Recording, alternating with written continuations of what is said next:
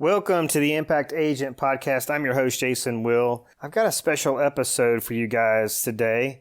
A little bit of a funny story behind this one. So I was doing a show with my good buddy Lou Vickery. People don't know who Lou Vickery was. He's a retired professional baseball player, played on the Yankees. He is also a published author. He's written many books and well-known sales trainers. Has trained thousands of people in a wide variety of sales industries.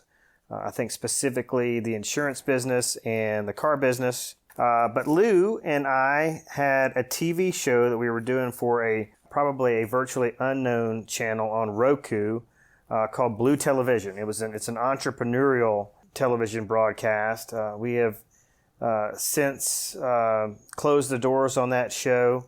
Had a lot of challenges due to COVID-19, booking guests and things of that nature. So, but our last episode was with the brothers from a very, I would say, talented brother duo. It's like a classical guitar artist, and they play coast to coast, and they're from Fairhope, Alabama. And it's a fascinating interview. These guys are literally geniuses. Both of them can, and probably, if you listen to this interview, will most likely become doctors. But they share this passion for music, and especially like their version of this classical guitar method. And it's delightful to listen to them, but also fascinating to, hear their story in their own words. Well, the interesting part of this story is that the interview, the video footage was actually lost. It was actually not transferred to proper storage file and was subsequently deleted by accident. And I thought, well, this interview is just too good to just let it evaporate in the thin air. I wanted to bring it to you guys, my audience, and I hope you enjoy it. Introducing Roman Street to some of you for the first time. It's a great listen. I hope you enjoy it. Ready? Ready to rock and roll? Is that action? All right. Okay. That's right. All right. Absolutely. Go. Go. Hello, everybody. It's Jason Will with Go. So this is a real estate podcast. But we talk about leadership, personal growth, and becoming the best version of yourself. Leadership, check 1, 2. Check 1, 2. Growth, best version of yourself. Go. So this is a real estate podcast. What's going on, everybody? My name's Noah. Hey, I'm Josh. And we are Roman Street, and we're thrilled to be here today with our friends Lou and Jason. And we're here to talk about our new album. Josh and I, we worked for about the last 18 months or so on this new album called Balcony of the World. It's our sixth. It's our sixth full-length album. Full-length studio album. I was just telling Jacob, we've been at this for 15 years now. Yeah. And we're just two brothers who love to jam on guitars, and slowly but surely people started watching us, and here we are, and we're just doing what we love to do. We want to play a song for you. This is one of your songs. This is the second track off of our newest album. This is one of the ones that I wrote for the project. It's called Sabor.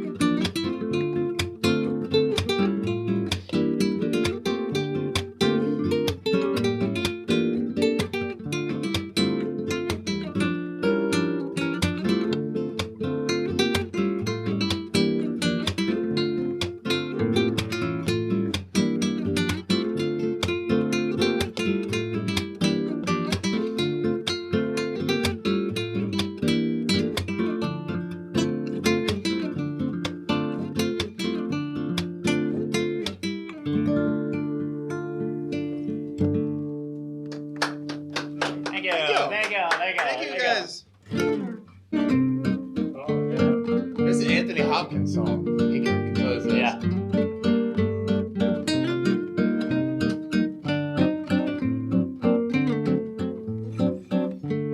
Strolling music there. Yeah.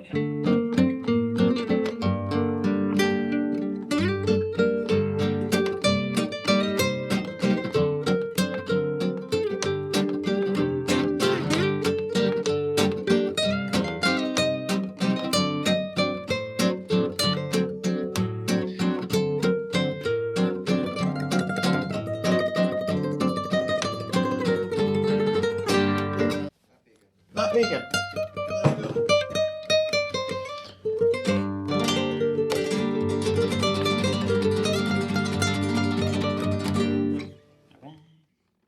All right, cool. So this is another one of our songs called Windjammer. It's named after a really cool resort in St. Lucia on the Windjammer Landing that we stayed at a few years ago. Mm-hmm. Rented some jet skis. It was a good experience, and wrote a little tune about it. 1, 2, 3.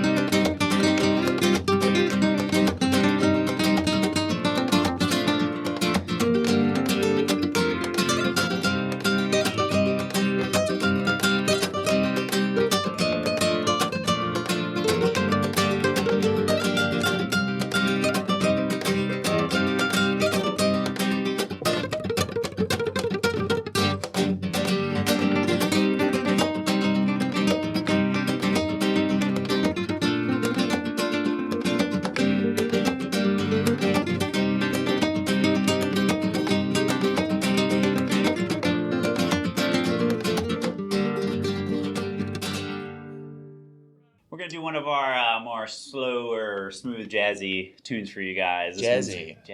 Yeah. This one's called Morningside. Morningside. I said that one kind of country. All right.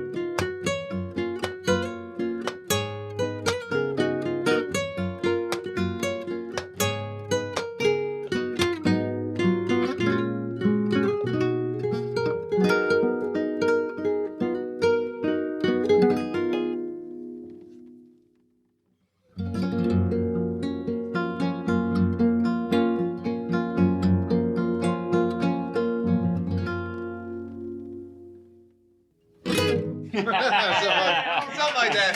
Close it up. Yeah. All right, thank you. Thank you guys very much. Thank y'all. That was fun. Yeah, it was fun. Yeah. Well, what an exciting day we're having here on Uptalk. It's different and it is wonderful. All in the same breath. I said that, didn't I? Well, we're going to spend some time with both members of the group of Roman Street. We're going to start with the eldest. Noah Thompson, how are you? I'm well, Mr. Lou. How are you? I tell you what, if I got any better, I'd be twins. You know that, huh?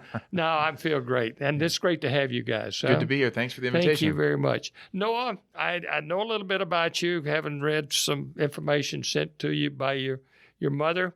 Let's start with her. You know, she kind of manages a group. She does. She didn't at Thompson, first. huh? Of course, she's always been our mom, Yeah. and even when she always encouraged us to play instruments, in addition to playing sports and everything else that you do when you grow up. She always has been our biggest supporter. And Josh and I, we made our first album in the summer of 2006. You guys were mere children then, were you not? Josh was in high school, I think. I think he was a freshman in high school, and I just graduated from undergrad. Okay. And so we played together for several years, and about 5 or 6 years and 2 albums later, we got to where we needed somebody to help us with the booking and to be kind of an interface between us and different festivals. And our mother had already been doing talent booking for our favorite venue here in Mobile at the Sanger Theater. She's been doing that for years. Yeah. And so we already had a family business, and she was just and being number one fan and the one person in the world that you can trust. She was and she's been so helpful to us. And but yeah, she's been helping us for a number of years on those fronts. And now she would have been with us today, but she has a little babysitting job. She is. Huh? She is being a professional grandmother currently, so that I can be here. Yeah. Yeah, but I have a 2-year-old son, and she's keeping him at home right now. Well, back up and tell us a little bit about where you grew up and how you got started in music. Well, I was born in 1984 in Fairhope, Alabama, at Thomas Hospital. And I grew up there on the Eastern Shore, an area that has changed a lot in the last 30 years. Josh and I both born to musical parents, enthusiasts, consumers of music. I was always playing in the house. I was always very encouraged in our house.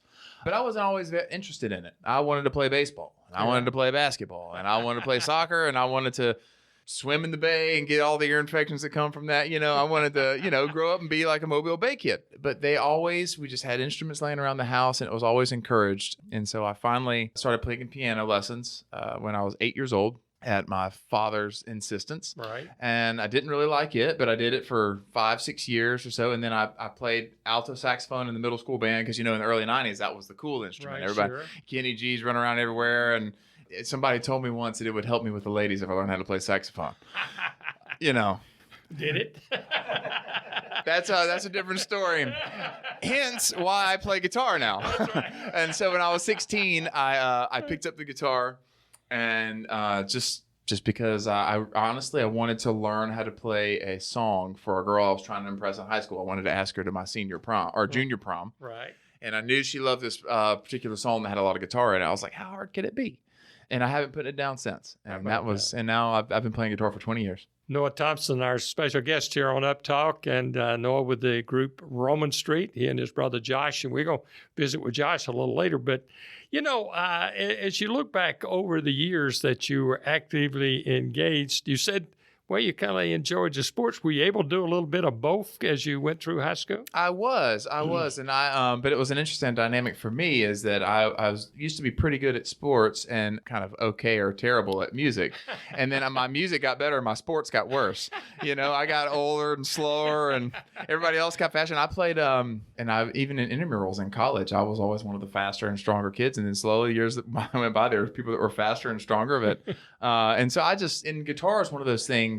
And it's proven to be right that you can really do your entire life. Did you take formal lessons? I did, guitar? yeah. So I spent my Friday nights in high school driving across the bay from Daphne over here to we used to be M&S Music to take classical guitar lessons. For our watchers, we need to make sure they understand we're talking about in Alabama. In Fairhope, Alabama, across the bay to Mobile, Alabama. That's correct. And when you got folks all over the this world, is true. Forgive me. We had to make sure. Forgive me. But yes, this is how I would make the commute across the Mobile Bay here, and I took formal classical guitar lessons for a long time. I ended up going to university on a guitar scholarship to play classical guitar in a guitar quartet. That coupled with the piano lessons that I mentioned earlier when I was younger. Noah, let me jump in. Okay. Classical, how does that differ from other forms of playing the guitar? It depends on who you ask, but mostly it's the style and the repertoire. I mean, most classical guitarists, they don't hold the guitar like you saw Josh and I holding it. They certainly don't hold it like people like Stevie Ray Vaughan or Jimi Hendrix or any electric guitar players did. Right. It's a much more traditional type of repertoire, and it's a very focused on technique and the history of the instrument. Now, there's a lot of modern classical guitar composers, don't get me wrong, but it's what you would imagine hearing somebody playing like Bach or Beethoven or Mozart or Paganini on an instrument, sitting in the corner of a lovely like restaurant kind of thing. Whereas Josh and I, we play a little bit more in like a Spanish casual gypsy style setting where we play classical, what a lot of people think are classical guitars, but they're actually flamenco guitars. Right. They just have the nylon strings as opposed to the steel strings that so many acoustic guitars have. When people think acoustic guitar, they're usually thinking of the steel string like Right. James Taylor and Eric Clapton and all those guys play. I noticed when you were playing the guitar, there were 3 strings that were like white, and then there were 2 darker ones. Does that have any significance? Yeah, it does. So the ones the white ones you saw are actually wrapped with either silver or steel or silvered steel, and then the 3 black ones that you saw are just nylon. I like the way the black ones look, but traditionally they're clear, just clear nylon. Do they You can give get you a red different- ones, you can get green ones, you can get. Do they give you a different sound? I can't tell the difference between the colored strings. It's just the nylon string sounds to my ear, being from Lower Alabama. It always sounded Spanish to me. LA guy, huh? I'm an LA guy. Yeah, no, the nylon has a Spanish sound to it as opposed to the steel strings we talked about earlier that sound a little more country folky, bluesy. We were talking about growing up and how you got started, and now you guys are 15 years into this, huh? We are. Holy cow. I know. And but let's talk a little bit about early on when you got started. Did you have a little struggle getting accustomed, getting into the flow of things far as? I don't remember it being like a struggle per se because I never imagined myself doing music full time. Yeah. My plan was to go to medical school. And so I always did music as a hobby. I always looked at a musical instrument and the pursuit of it as just something to round me out as a person, Right. use the other side of your brain for a little while. Plus, it's fun. And to play music with other people is one of the most enjoyable experiences that Right. you can have. And but I never took it that seriously. And so I always just did it for fun. And when you just do things for fun and you don't need it for the money, I mean, you just the struggle that a lot of musicians face, I just didn't really feel. Now, that being said, I was young at the time and didn't really know any different and extroverted. And so I just took my guitar case and had a little Palm Pilot and went around to all the bar owners and brewery owners and restaurant owners, any Italian restaurant and any nice looking restaurant. And I said, hey, I can play guitar. I'm a musician. Do you have live music here? And so a lot of no's, some yeses, and played a lot of performances, 3-4 hour performances just for dinner. Yeah. Or just for tips, and did a lot of that, but it never really felt like a struggle to me. I think it was just part of it, and just learning your repertoire. I mean, there was a time when I started, I only knew 4 songs, so I'd play 4 songs for 4 hours, But that's what you do, and once you get 4 songs, and you learn another 4. That next group comes in a restaurant. That's right. I mean, in a restaurant, it works because you got makes table sense. turnover. Makes sense. How about that? Noah Thompson, our special guest here on Uptalk. No, as you look back and in getting started and getting going, what do you see as the highlights of what you have done so far? I often try to find myself a lot of times in the evening before I'll go to bed. I'll have a glass of wine and I'll be looking back over the last 15 years and how I'm in such a different place now than I envisioned myself being in 15 years ago. I really wouldn't have done anything differently, but I can look back at a series of decisions that I made that led me to this point.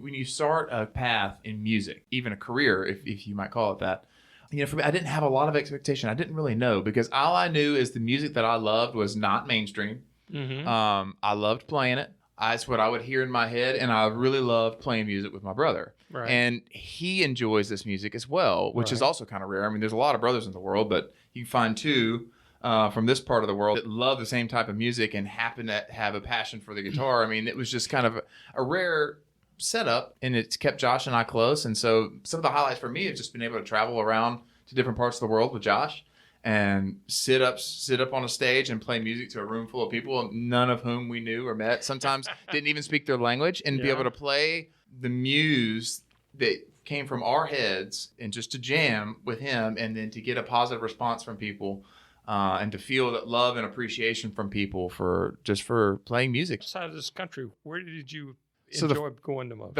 I don't know. There's been a lot of places, but probably one of my favorite festivals was down in St. Lucia. So we went. Josh may tell you the story later. I don't know, but we ended up playing at the St. Lucia Jazz Festival with a lot of huge bands. Yeah. And it was a kind of a whirlwind trip to get down there. But that being said, it was a huge muddy field. It was raining. There's probably 10,000 people out there standing in the mud and dancing while we were playing, and it was just incredible. Of course, they were waiting on the Gypsy Kings, or they were waiting for Ziggy Marley. We were just like before. But to me, that was our audience. That was our crowd, and it was wonderful. It was a great experience. Well, it had to be a great experience.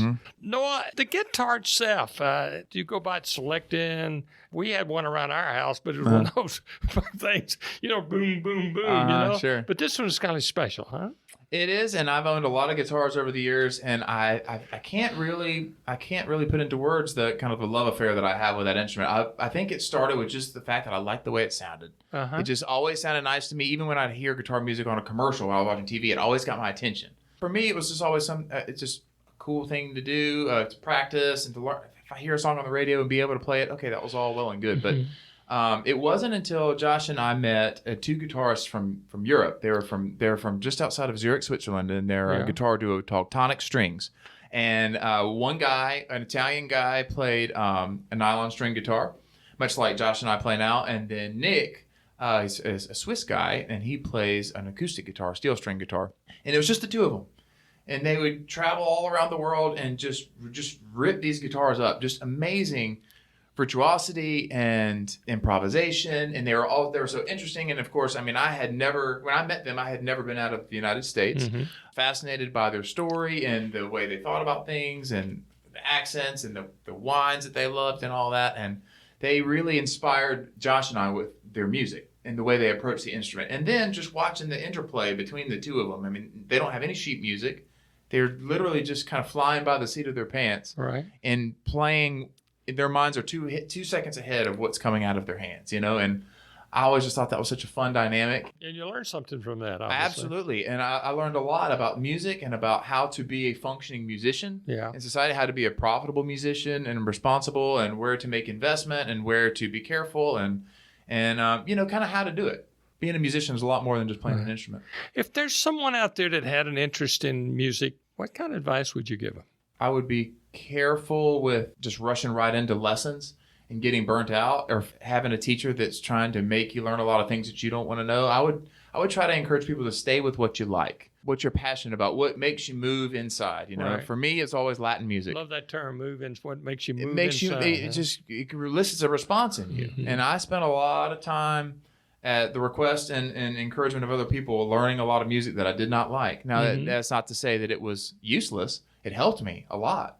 But it also, I was so close to burning out so many times. And I hung my guitar. There was one time I hung my guitar on a wall, and it was wall decoration for 4 years. But I would just tell people to follow your passion with it. Have low expectations of like a grand, huge music career. Think about it like being maybe like a professional athlete would be. Don't think that just because you can play a couple of chords, thinks you're going to be the next huge pop star. Right. But that doesn't mean that you can't have an incredible amount of fulfillment and happiness and wonderful experiences by spending time on an instrument. Also, just what it's done for me personally, it's been wonderful. And then Josh and I have been so blessed by people to have some amazing experiences, to play in front of huge crowds. But don't set out and think that's the only thing that you can do and be a successful musician, because that's just not really the case. It would do something that makes you happy, and that happiness bleeds over into other people. How about that? All right. Welcome back to Uptalk. Well, it's good to see you. Yeah, you too. Yeah, I tell you what, I see you took a lot of great notes there. I started to use a big word, but the melloration of this program is improving. Yeah. Yeah. You're whatever improving. that means. Yeah. You're getting really good at this. Well, I tell you what, Noah, was a great interview. He really was. I think there's a book in there. Oh, yeah? Yeah. Probably for is. Sure. Hey, I just happen to have a publishing company. You think we could get some business, huh? Yeah, this one actually might sell. These guys have got a really interesting story. Yeah. So, well, what'd you find? What'd you get out of it? I think it's interesting to recognize the influence of the woman. You know what I'm saying? Like the female power, right? Yeah. Would they be here if Noah wasn't trying to impress a girl or get a date? I mean, where would they be now? I thought you were talking about their lovely mother and what she had done. Oh, that too, of course. Yes, of course. Yeah. Well, But listen, I mean, why did you want to get into sports? Or did you see like professional athletes and go, man, they've got an entourage. My dad made sure I got into professional sports. I didn't do anything else but play ball. But I thought that was funny, though. Well, that's good. Well, what'd you really pick up from our interview with Noah? All right. So you want me to really get into I want you to really dig in there. Dig deep. Well, I like the fact that it moved from within. Oh, wow. You know what passion is? Yeah. It says, pass I own. Go for it. Okay. All right. Boy, that was scary. So typically we probably have left-brain people in here. I mean, we have people that invent things, people that deal with a lot of math in their business, and it's a numbers game and all these different things. So it's interesting first to recognize that although they're artists, this is a business. Yeah. They have to treat it like a business. They have to sell tickets. They have to sell themselves. They have to sell merchandise. They have to sell CDs. So to recognize that, essentially, like in my business in real estate, we got to go door knocking. Well, he had to go door to door to these restaurants and go, hey, you guys need a musician? And a lot of the things that we hear people say about doors getting closed in their face, or especially hearing no. Yeah. Like I have to hear so many no's until I hear a yes. Right. I thought it was interesting that he said that, it wasn't much of a struggle because he loved what he was doing. You know what? Pick up on that. Yeah. When you really love what you're doing, it just flows out of you. It moves within and it moves out. Well, and I go back to something the principle that you teach on the business side, Right. which is that if you are not successful, probably not enjoying what you're doing. That's correct. You're not in the right seat of the bus, right? Noah was saying like because he loved what he was doing so much that the no's were just a part of the process. And I think if the members of our audience like really take that to heart, like if you're not finding success at what you're doing, and there's other people that are successful around you in the same field, they might like it a little bit more than you do. Yeah. Right? I'd be the first to agree with that one. Yeah. And so we've got business owners that come in here and talk about how, the passion for what they were doing drove them. And it's just, it's no different. As I think about that, and what you're saying has the total validity of what we hope to accomplish in life is built around what comes from within. It's not what comes from without. It's, you have to have a real feel, a real passion for something. And Noah, you can just sit it just kind of flows right out of his pores. You know what I mean?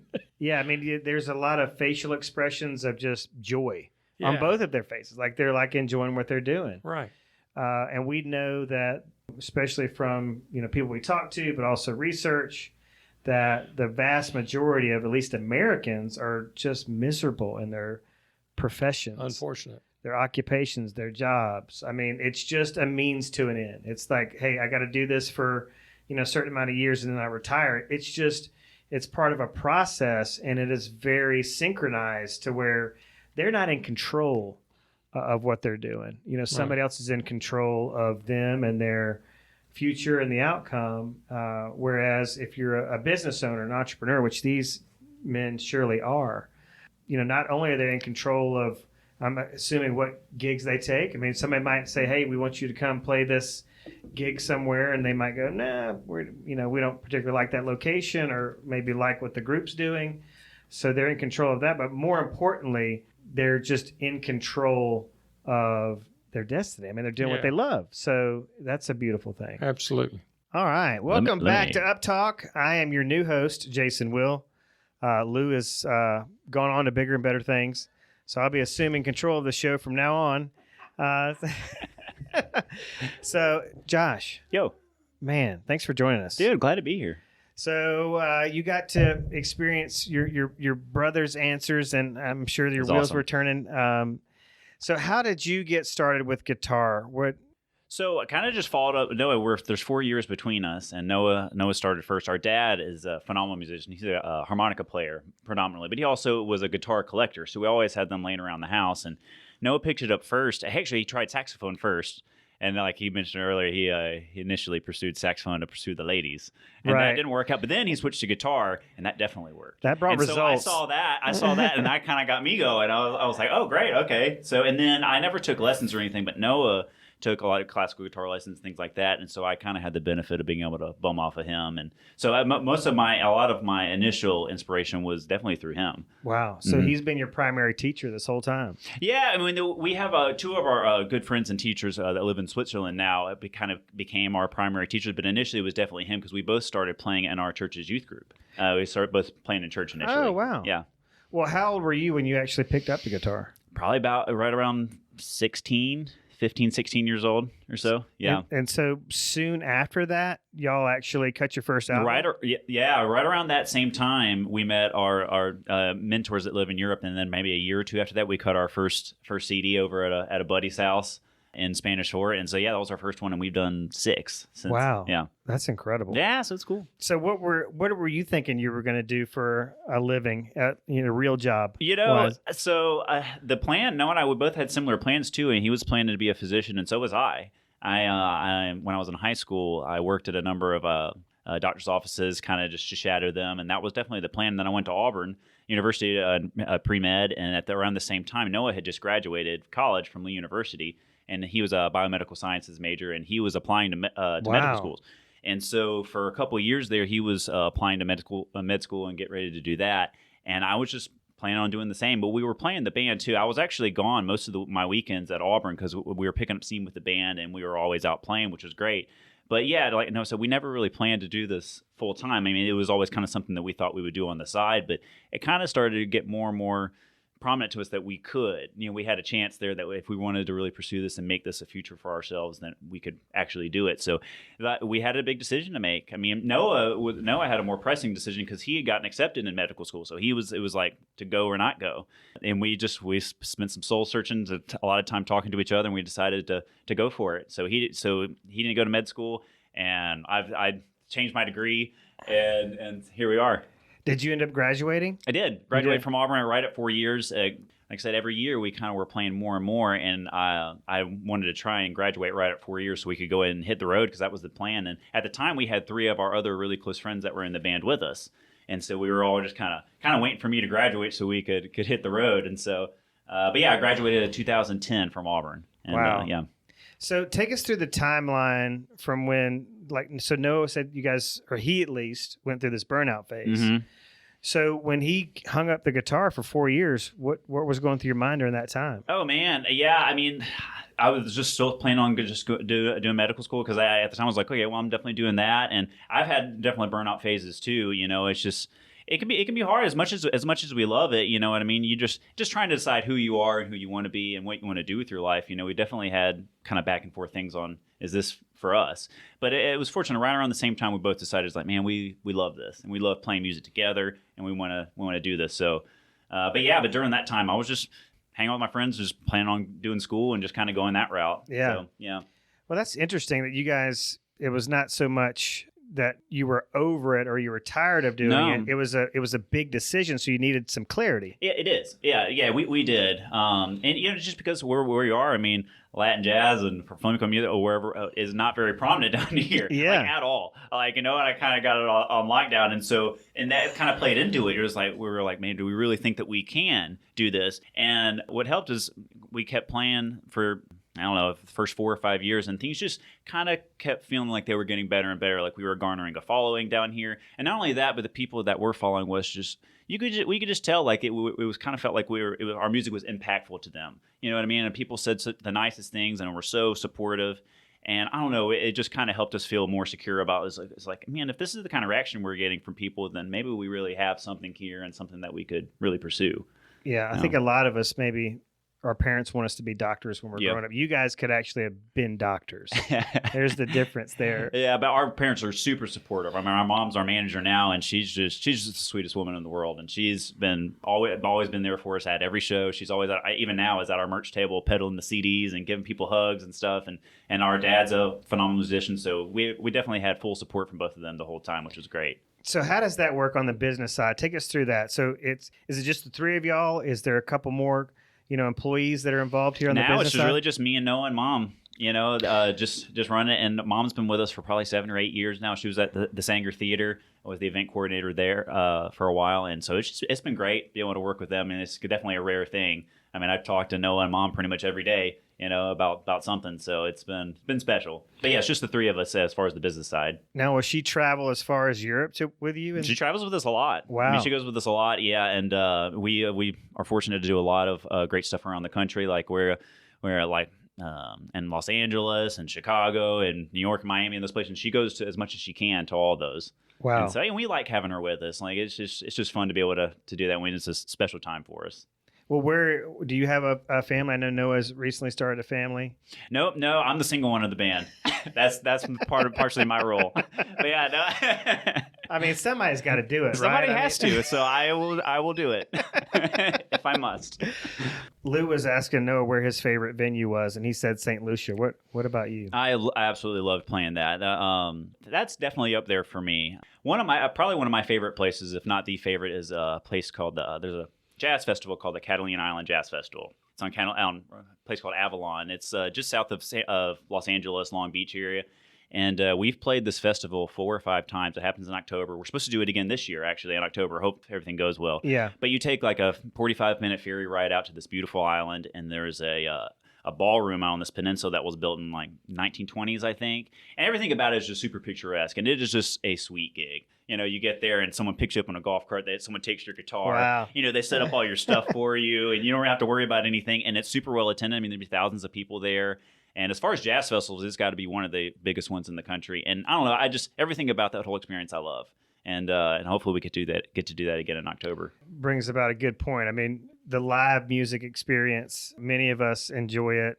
Mm-hmm. Going to festivals and going to concerts, and that's been really disrupted, and I'm sure it's kind of hurt you guys. This is your livelihood. It right? is. So, It is, and yeah, it's been very interesting with how people have made do for this. So one of the things, some of our musician friends, right on the onset of this stuff was shutting down, they started doing these online shows on their social media platforms, and so Noah and I thought, oh man, we should try that, and so we did, and we've been doing that for the last 3 or 4 months now. So we just turned one of the rooms in my house into kind of a makeshift stage, and every Wednesday we've been doing these shows. And that's another thing that's been really surprising is we just put little tip places for people to tip us and to buy our albums and stuff, and people have been super supportive.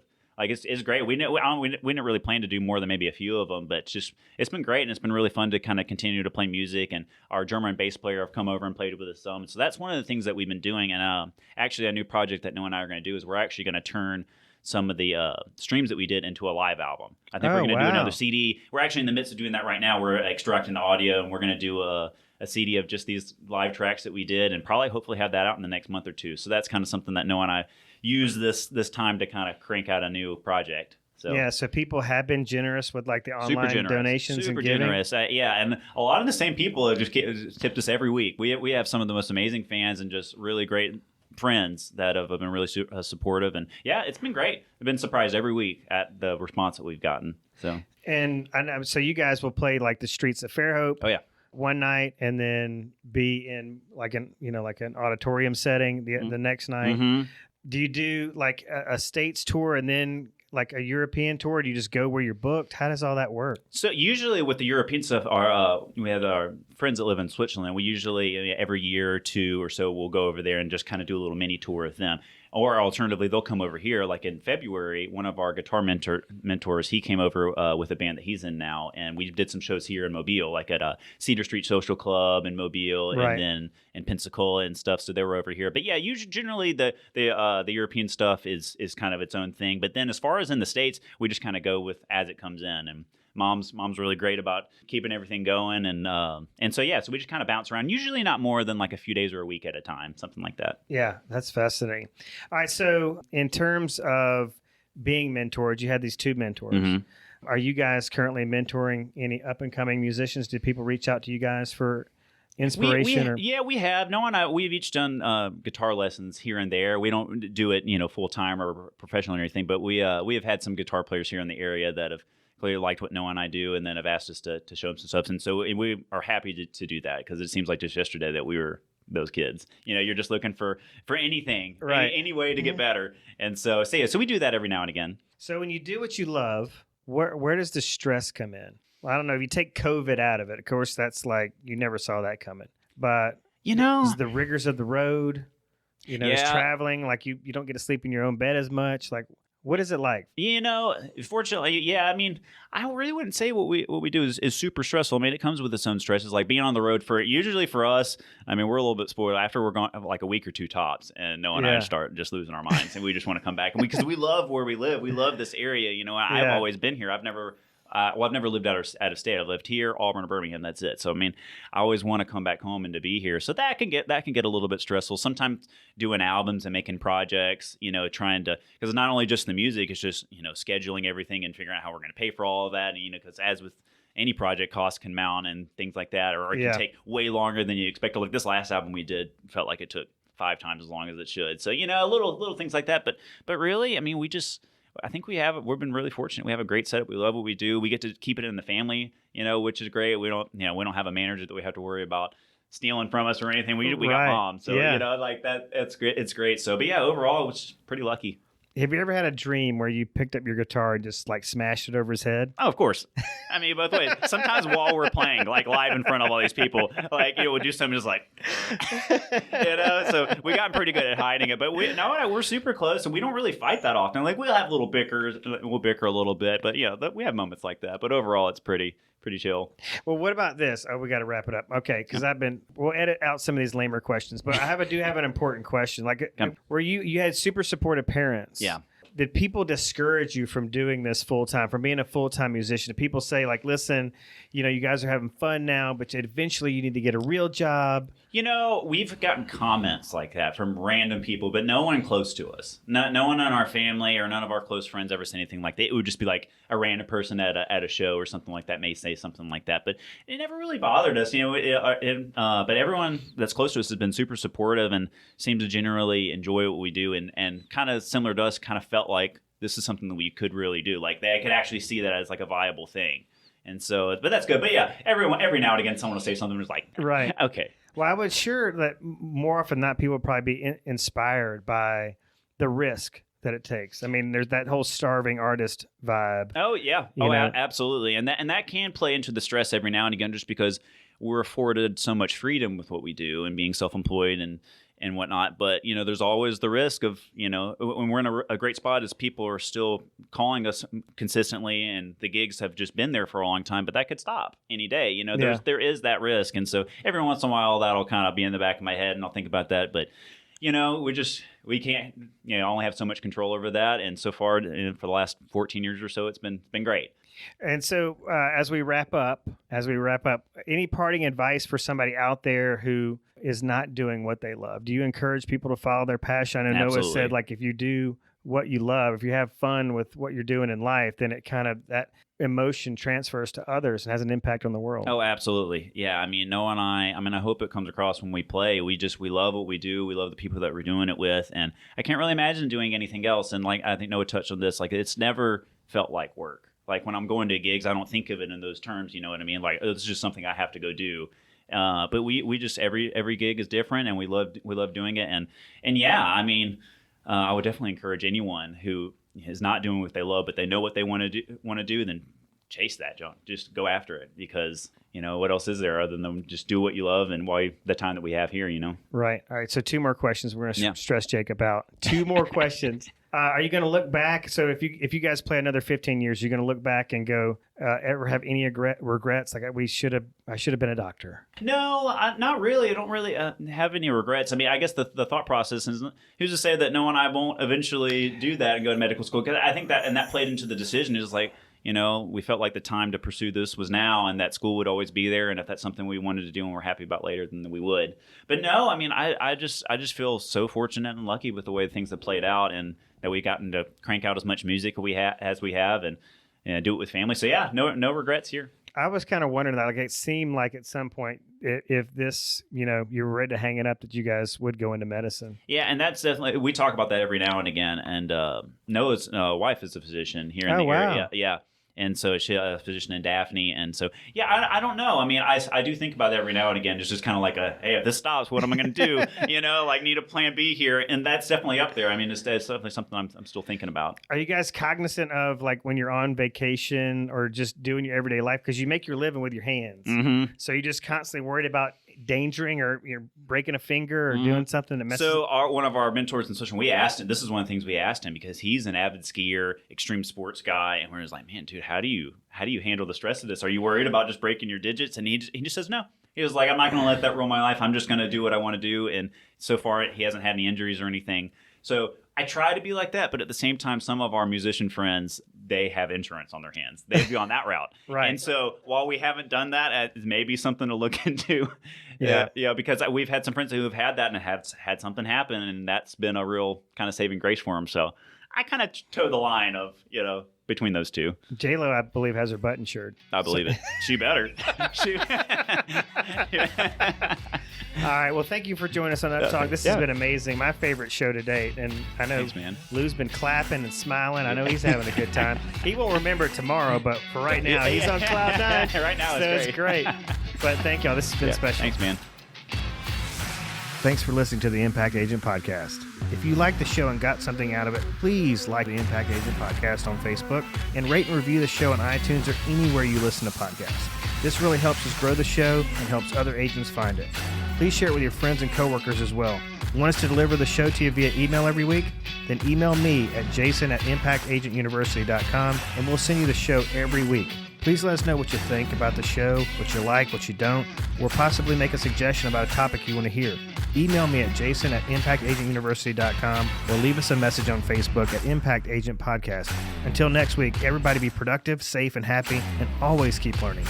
This podcast is produced by Johnny Gwynn at Deep Fried Studios in Mobile, Alabama, and is paid for and powered by ImpactAgentUniversity.com.